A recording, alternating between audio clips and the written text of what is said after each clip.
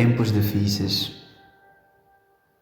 dias de dor, momentos de aflições, mortes daqui, à direita, à esquerda, familiares, amigos, perdemos a cada momento.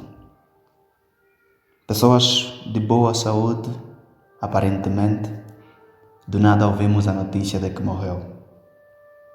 Um vírus desconhecido dizima e elimina muitos do nosso meio. Uma doença antiga devido a tanto lixo, a tanta insensibilidade de quem de direito. Os órgãos de saúde todos fragilizados, muita gente morrendo. Isso é a malária, isso é devido à malária, que tem dizimado muitas e muitas vidas. Diante de tudo isso, a pergunta em nós é: aonde é que está Deus?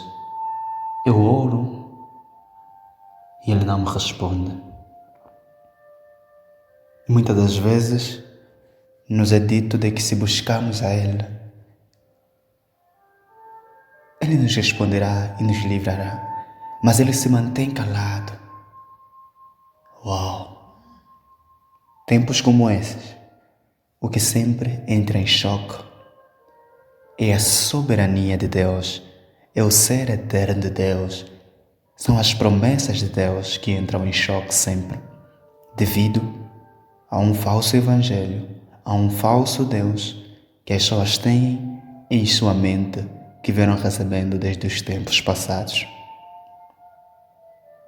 Mas hoje, gostaria de partilhar contigo a respeito do ser soberano desse Deus, que um homem pessoalmente conheceu e desfrutou e partilhou nos Salmos, e porque também eu tenho provado e visto, quero partilhar contigo a respeito de algumas características do ser eterno de Deus, o soberano, sobre a natureza, sobre a história das nações e de todos os povos.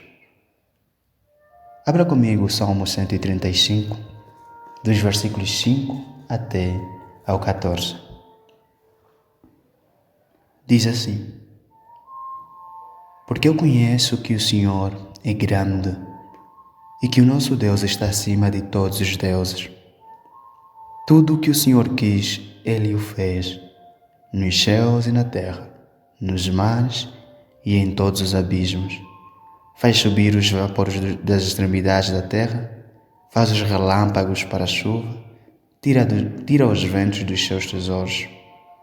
Foi Ele que feriu os primogênitos do Egito, desde os homens até os animais, que operou sinais e prodígios no meio de ti, ó Egito, contra Faraó e contra os seus servos, que feriu muitas nações e deu a morte a poderosos reis, a Seom, rei dos amorreus, e a Og, rei de Bazã, e a todos os reinos de Canaã, e deu a sua terra em herança a Israel, seu povo.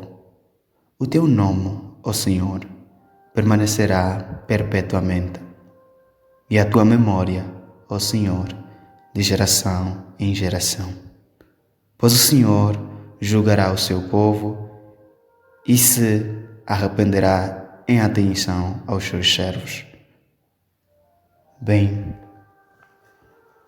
o que temos aqui é um homem que experimentou a bondade divina. E ele, neste salmo, em forma de convite à adoração a Deus, ele vai dizendo quem é Deus. E eu acho que em tempos como estes, nós precisamos voltar a ter uma consciência de quem é esse Deus. E para que possamos ter o conhecimento desse Deus, é necessário que o conheçamos de forma pessoal, conforme o salmista. Vê o que é que leva o salmista a convidar os outros à adoração. O versículo 5. Porque eu conheço que o Senhor é grande. Porque eu conheço que o Senhor é grande e que o nosso Deus está acima de todos os deuses. Perceba que este conhecimento pessoal de Deus não está baseado na circunstância ou na situação momentânea, mas é algo que parte da comunhão que o salmista tem com o próprio Deus. Ele contempla a história, ele contempla a natureza, e isso leva a concluir que Deus, diferente dos outros deuses, é um Deus todo-poderoso. E você, meu amigo, quer experimentar isso? Existe simplesmente um caminho, é o caminho da comunhão. Esse caminho da comunhão consiste em ter uma amizade através dos meios como oração, a meditação, na palavra de Deus e com os filhos de Deus. Bem, amigo, Deus é diferente dos outros deuses. Por quê? Ele domina soberanamente sobre a natureza. Vamos olhar para isso. Porque eu conheço que o Senhor é grande e que o nosso Deus está acima de todos os deuses. Tudo o que o Senhor quis, Ele o fez, nos céus e na terra, nos mares e em todos os abismos. Faz subir os vapores das extremidades da terra, faz os relâmpagos para a chuva, tira os ventos dos seus tesouros. Os versículos 6 até o 7. Perceba aqui, o ser soberano de Deus é dominante nos fatos naturais, nas questões naturais que nós vivenciamos diariamente e que nós, como homens, embora tendo ciência, tecnologia a altos níveis, esse Deus domina de forma soberana, fazendo o que bem entende com a natureza. Vejamos que não há nenhum homem que tem o domínio sobre os mares. Os mares, com toda a sua força, nenhum homem consegue, nenhuma tecnologia consegue, na bravura do mar, a conter. Temos o exemplo famoso de um Titanic, um barco ou um navio com toda a tecnologia que tinha, com todo o nível de segurança que aparentemente tinha ou apresentava. Vê como os mares em sua bravura o venceu. Mas esse Deus que eu apresento como sendo o dominador sobre todas essas coisas, vê o que ele diz. Vê esse exemplo em Mateus 8, do versículo 23 até o 27. Entrando Jesus no barco, seus discípulos o seguiram. De repente, sobreveio no mar uma violenta tempestade, de tal maneira que as ondas encobriram o barco. Ele, contudo, dormia.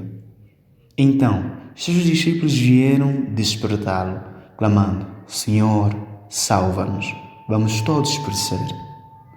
Mas Jesus disse a eles: Por que estás com tanto medo, homens de pequena fé? E levantando-se, repreendeu os ventos e o mar. E houve plena calmaria.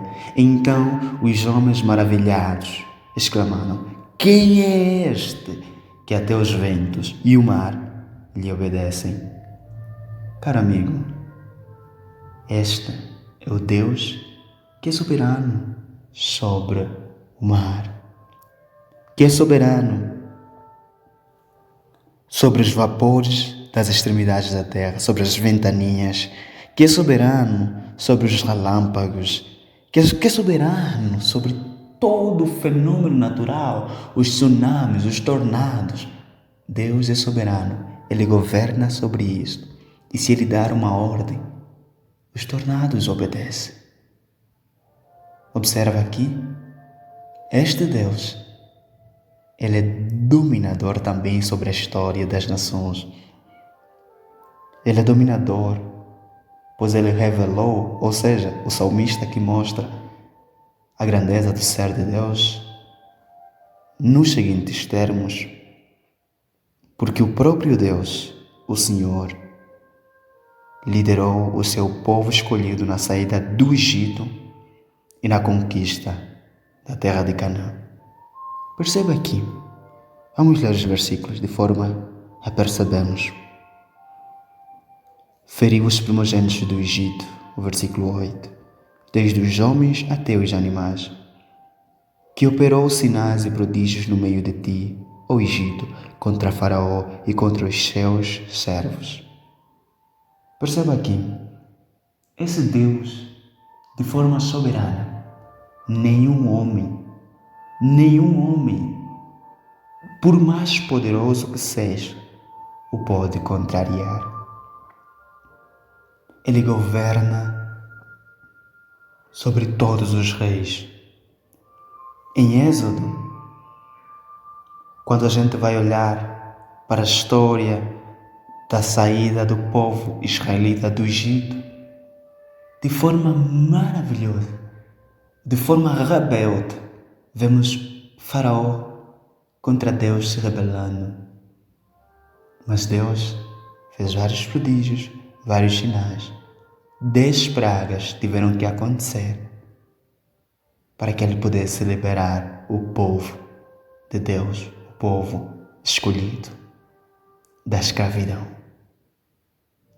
E não só, Deus não parou de manifestar o seu ser soberano sobre os reis, sobre os homens, ali. Quando o povo saiu do Egito, atravessou o mar, a chegar em Canaã, a verdade é que existiam outros povos nas terras, ou seja, na terra de Canaã.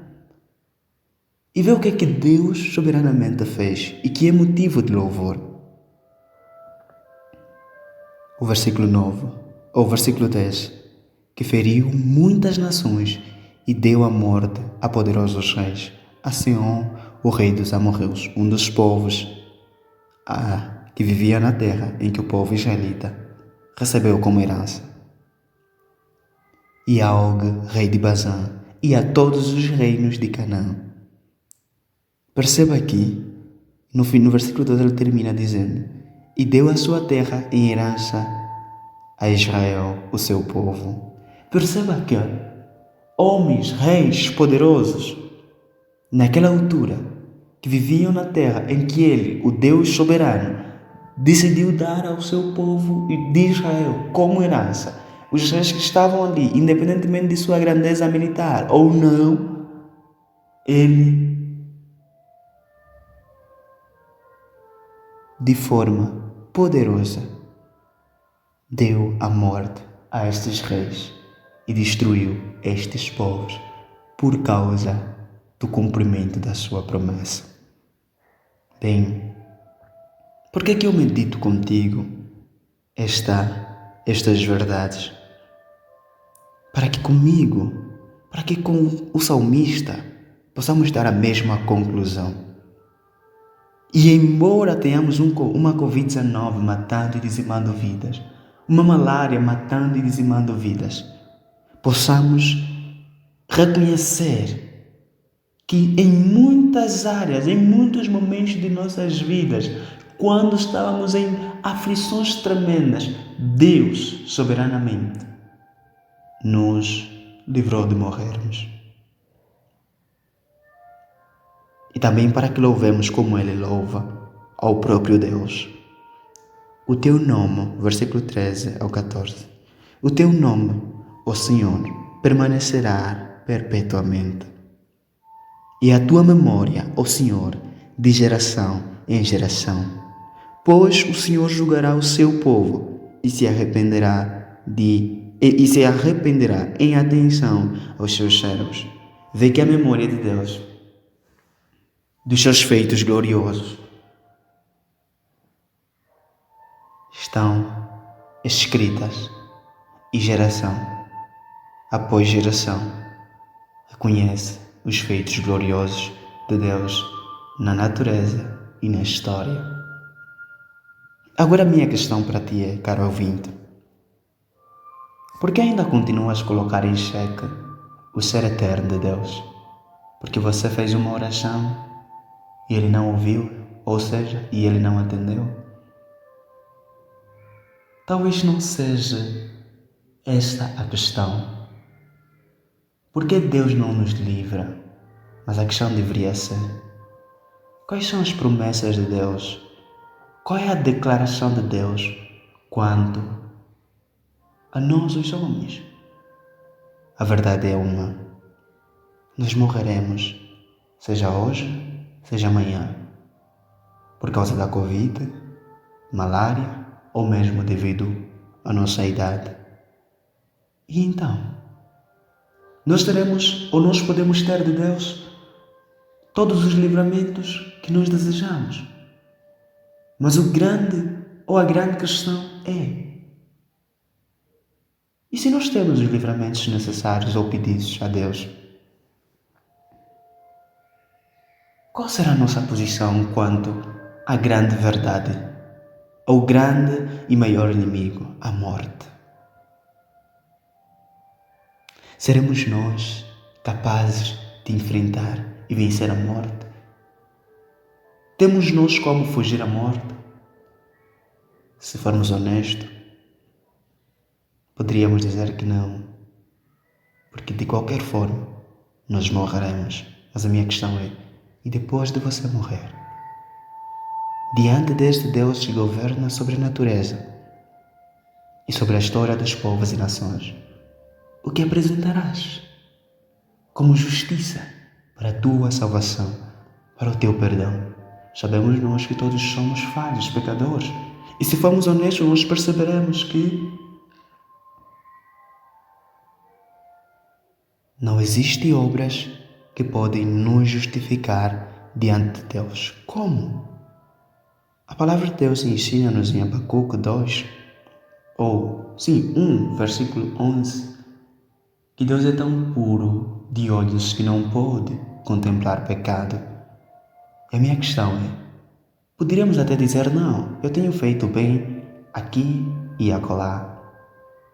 Mas a verdade é que o mal que a gente faz, por Deus ser tão santo, puro, será suficiente para nós sermos condenados, independentemente das obras de bondade que temos feito. Isso só revela que nós já somos homens inseguros. Ok? Então, o mesmo Deus soberano, que sabe que nós não temos como nos salvar, soberanamente providenciou uma rocha para nós, o seu Filho Jesus. Nas obras de Jesus, nos méritos de Jesus, no sacrifício vicário, substitutivo de Jesus, através da fé nele, nós temos perdão, reconciliação e salvação diante de Deus. Nós somos salvos e justos, não por causa do que nós fizemos, porque em Adão nós pecamos, mas em Cristo todos que nele creem têm a vida eterna por causa da obra de Cristo Jesus no Calvário, que foi satisfatória a justiça e a santidade e a ira e o amor de Deus. Vem para Jesus e creia nele. Quer você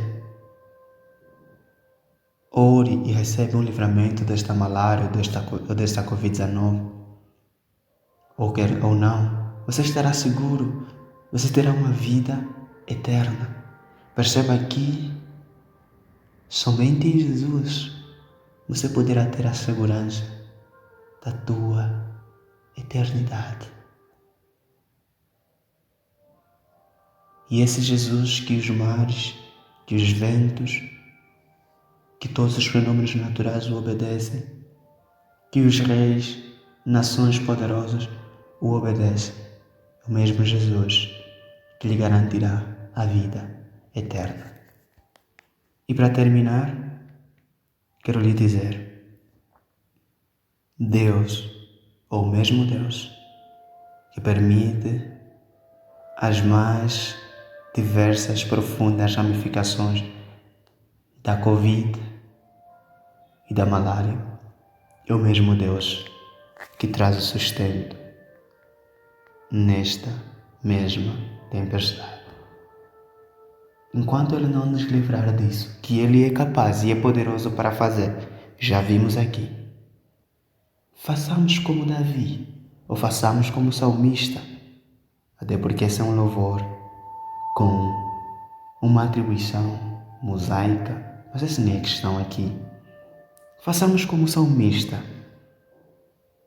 e louvemos ao Senhor, porque o Senhor é Deus soberano, poderoso, digno de honra, louvor e adoração, hoje e eternamente. Graça e paz. Soberano é o nosso Deus. We will trust God's word alone.